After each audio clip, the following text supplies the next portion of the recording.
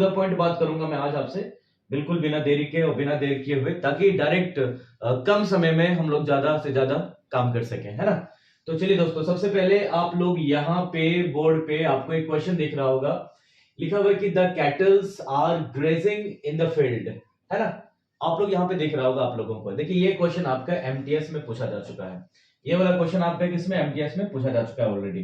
तो देखो आज के की क्लास में मैं आप लोगों को कुछ अलग तरीके से बताने वाला हूं, जो क्वेश्चंस पूछा जा चुका है उससे रिलेटेड और भी क्वेश्चंस कैसे हो सकते हैं। तो देखिए सबसे पहले यहाँ पे आपको दिख रहा है कि देखो मैंने कहा टू द पॉइंट बात करूंगा मैं आपसे, है ना। तो टू द पॉइंट क्या है कि डायरेक्ट अगर बात किया जाए तो एरर जो इसमें है वो आपका ऑप्शन नंबर ए में है। भाई ऑप्शन नंबर ए में एरर क्यों है तो उसके बारे में बात करते हैं। ठीक है, सबसे पहले मैं आपको सिखा दूं डियर, एक वर्ड होता है दैट इज कैटल। देखो कैटल अपने आप में क्या है, एक प्लूरल वर्ड है। कैसा वर्ड है, प्लूरल वर्ड है ना।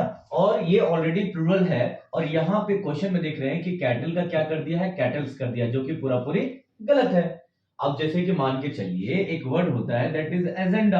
अब एजेंडा अपने आप में प्लूरल है, अगर इसे आप एजेंडास कर देंगे तो क्या हो गया, गलत होगा कि नहीं होगा। तो कैटल अपने आप में एक प्लूरल वर्ड है, अपने आप में क्या है, एक प्लूरल वर्ड है, और इसको कैटल्स में नहीं लिखा जा सकता है। तो देखिए यहां पे अगर एस को हटा देंगे तो ये क्वेश्चन आपका सही हो जाएगा। लेकिन एक और एरर आता है, जैसा मैंने बताया कि रिलेटेड वाली बातें हम लोग करेंगे। अगर बात किया जाए इस क्वेश्चन से एक और एरर कैसा हो सकता था, एरर ऐसा हो सकता है कि डियर लिखा रहेगा कैटल, क्या लिखा रहेगा, कैटल, और ऑप्शन में दे देगा यहाँ पे इज। ठीक है, तो आपको लगेगा यार कैटल देखने में क्या लग रहा है, सिंगुलर लग रहा है। कैटल देखने में क्या लग रहा है, सिंगुलर लग रहा है, और यहाँ पे क्या लगा हुआ है, इज, तो आपको लगेगा सही है, लेकिन गलत। कैटल के साथ क्या आएगा, आर, क्योंकि मैंने भी आपको बताया कि कैटल क्या है, एक प्लूरल वर्ड है, और प्लूरल के साथ क्या है, वर्ब भी हमारा प्लूरल आएगा। तो देखो यहाँ पे वर्ब से एरर तो नहीं है, वर्ब से एरर तो नहीं, देखो आर लगा हुआ है, बिल्कुल सही है। ठीक है ना, एरर कहां पर है, कैटल से है। यहाँ पे ऐसा हटा देंगे, बिल्कुल आपका सही हो जाएगा। तो चलिए नेक्स्ट क्वेश्चन की तरफ चलेंगे। देखो मैंने ना क्या किया है आज कि जो क्वेश्चंस जो मैं आपको दे रहा हूं बोर्ड पे यहाँ पे, वो अलग अलग टॉपिक से है। देखो ये जो क्वेश्चन था आपका, वो था आपका कहां से, नाउन चैप्टर से। अगला जो क्वेश्चन आएगा वो कहां से होगा, आर्टिकल से होगा। तो चलिए देखिए बात करते हैं इसके बारे में, नए नए रूल्स के बारे में सीखेंगे हम लोग। तो डियर यहाँ पे चेक कर पाएंगे आप लोग, ये जो क्वेश्चन है सभी लोग देख लीजिए। ये जो क्वेश्चन यहाँ पे आपको दिख रहा होगा, लिखा हुआ है कि what sort of a drug this is that no one seems to be able to predict its long term effect with any certainty. तो डियर ये क्वेश्चन आपका सीजीएल में पूछा हुआ है, आर्टिकल से क्वेश्चन है। तो डायरेक्ट मैंने कहा टू द पॉइंट बात करेंगे। तो देखो अगर एरर की बात की जाए डियर इसमें, तो ऑप्शन नंबर ए में एरर है। ऑप्शन नंबर ए में एरर क्यों है, तो मैं एक रूल आप लोग याद रख लीजिएगा कि आज के बाद कभी भी अगर आपको टाइप ऑफ, है ना, क्या टाइप ऑफ, या फिर क्या सॉर्ट ऑफ, या फिर क्या काइंड ऑफ, एक चीज आपको याद रखना है कि sort of, type of, kind of के बाद जो नाउन आता है, जो नाउन आता है, उस नाउन के पहले कभी भी आर्टिकल का यूज नहीं होगा।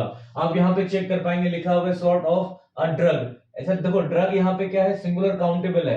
तो लोग क्या कंफ्यूज हो जाते हैं कि सिंगुलर काउंटेबल नाउन के साथ नाउन आर्टिकल तो कंपलसरी होता है, लेकिन देखिए कुछ ऐसे रूल्स होते हैं जहां पे आपको फॉलो करना होता है। क्या फॉलो करना होता है, कुछ रूल्स। तो देखो यहाँ पे मैंने रूल बताया हुआ है कि टाइप ऑफ दिखे अगर आपको, सॉर्ट ऑफ दिखे, या काइंड ऑफ दिखे, अगर इसके बाद अगर आपको कोई नाउन यहाँ पे यूज कर रहे हैं आप, तो उस नाउन के पहले आपको क्या करना है, कोई भी आर्टिकल का प्रयोग आपको नहीं करना है। इस बात का ध्यान रखना है आपको। क्लियर और नॉट क्लियर, बिल्कुल क्लियर होगा। मैं डायरेक्ट टू द पॉइंट बात कर रहा हूं मैं आपसे, ठीक है ना। चलिए नेक्स्ट क्वेश्चन की तरफ चलते हैं। यहां पे आप चेक कर पाएंगे नेक्स्ट क्वेश्चन को। क्वेश्चन यहां पे बोल रहा है कि neither Ravi nor his brother is willing to shoulder the responsibility of caring for their old parents. तो ये क्वेश्चन आपका सीपीओ में पूछा हुआ है। तो डायरेक्ट टू द पॉइंट अगर बात करेंगे डियर, तो एरर यहां पे जो है वो आपका है option number A B C. हाँ, सी में यहां पे एरर है, और एरर क्या है, इस जगह पे देयर का प्रयोग नहीं होगा, इस जगह पे हिज का प्रयोग होगा। आपका सवाल हो सकता है कि सर यहाँ पे रवि भी है और उसका भाई भी है, तो यहाँ पे दो लोग हो गए, तो देयर का यूज सही तो है, लेकिन नहीं, ये चैप्टर आपका प्रोनाउन का है, ठीक है ना, और ये जो क्वेश्चन आपका प्रोनाउन से पूछा गया है। तो अगर मैं बात करूं आपसे डियर कि अगर नॉर और के बाद जो वर्ड होता है ना, उस वर्ड के अकॉर्डिंग हम लोग वर्ब और प्रोनाउन को यूज करते हैं। अगर ये वर्ड अगर सिंगुलर रहा तो प्रोनाउन हमारा सिंगुलर होगा, अगर ये वर्ड प्लूरल रहा तो प्रोनाउन भी हमारा क्या हो जाएगा, प्लूरल हो जाएगा। और के बाद जो वर्ड है, अगर ये सिंगुलर है तो प्रोनाउन सिंगुलर, अगर ये प्लूरल है तो प्रोनाउन भी प्लूरल हो जाएगा। ठीक है ना, इस बात का ध्यान रखना है। तो यहां पे देखेंगे आप कि नॉर के बाद यहां पे हिज ब्रदर है, यानी कि सिंगुलर है। देखो इसलिए देखो वर्ब भी हमारा क्या है, सिंगुलर है, तो प्रोनाउन भी हमारा क्या होना चाहिए था, सिंगुलर होना चाहिए था। डायरेक्ट टू द पॉइंट बात कर रहा हूं मैं। ठीक है, चलिए नेक्स्ट क्वेश्चन की तरफ चलते हैं। तो ये नेक्स्ट क्वेश्चन को यहां पे आप चेक कर पा रहे होंगे। क्वेश्चन हमारा कह रहा है रेखा इज वाइजर देन ओल्ड। देखो ये एमटीएस में क्वेश्चन पूछा गया है, और इस तरह का क्वेश्चन सिर्फ एमटीएस में नहीं, कई सारे एग्जाम्स में ये क्वेश्चन पूछा जा चुका है। फॉर्मेट ये रहेगा, बस वर्ड अलग अलग रहता है ना। तो देखो क्वेश्चन में एरर कहां पे है, अगर इसके बारे में बात करें डियर, तो इसमें एरर जो आपका है वो है आपका ऑप्शन नंबर बी में। तो आप कहेंगे सर बी ठीक तो है, वाइजर, वाइजर आपको पता है कि वाइज का कंपैरेटिव डिग्री है ना, वाइज का वाइजर हो जाता है, सुपरलेटिव वाइजेस्ट हो जाता है। तो वाइजर ठीक तो है, क्योंकि यहाँ पे कंपैरिजन हो रहा है किसके बीच में, ओल्ड और वाइज के बीच में।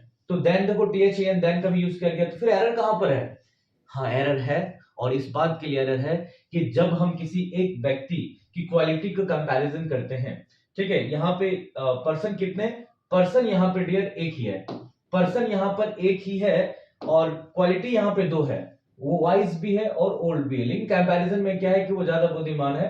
ठीक है ना, देन ओल्ड, जैसे कि अगर इसमें बात किया जाए तो जब एक ही व्यक्ति की जब तुलना की जाए दो क्वालिटी से, तो ध्यान रखना है उसमें आपका मोर का प्रयोग होता है। किसका, मोर का।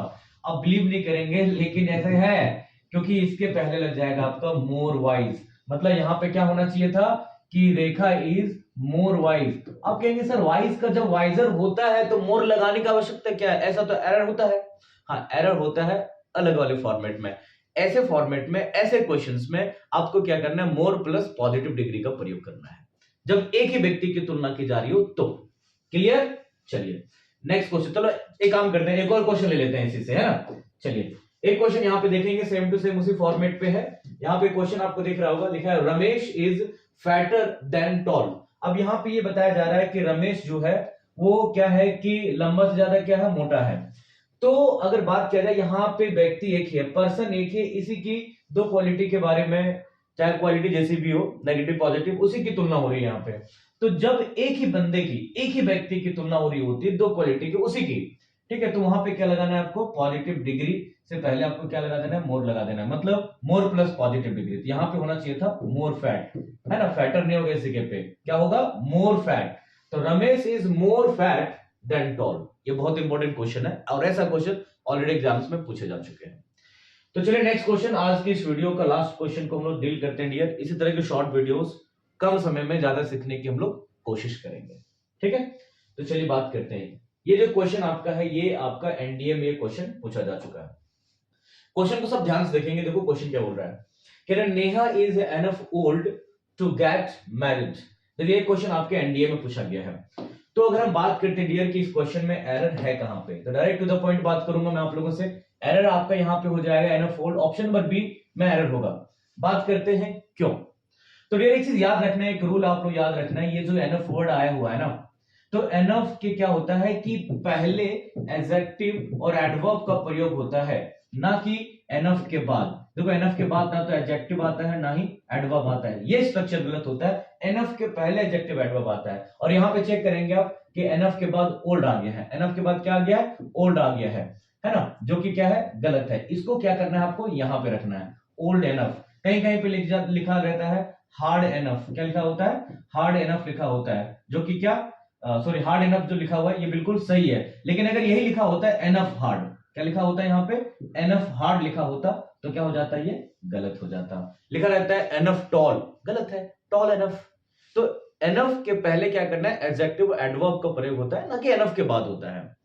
तो आई होप कि ये क्लास, ये वीडियो आपको बहुत अच्छी लगी होगी, और उम्मीद करता हूं कि आप कमेंट करके जरूर बताएंगे कि वीडियो कैसी लगी आपको।